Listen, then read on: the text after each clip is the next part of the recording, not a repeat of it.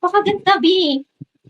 Yung materials na ginamit, leather na parang crocodile, ang ganda, B. Tapos meron pa yan ganyan, parang paa niya, para pag pinatong natin, hindi yan magagasgas, di ba?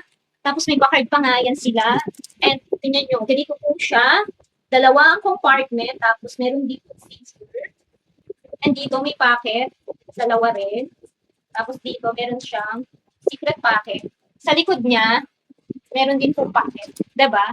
Marami kang pwedeng paglagyan ng anik-anik kasi madami siyang pocket. Kasya yung makeup, wallet, cellphone.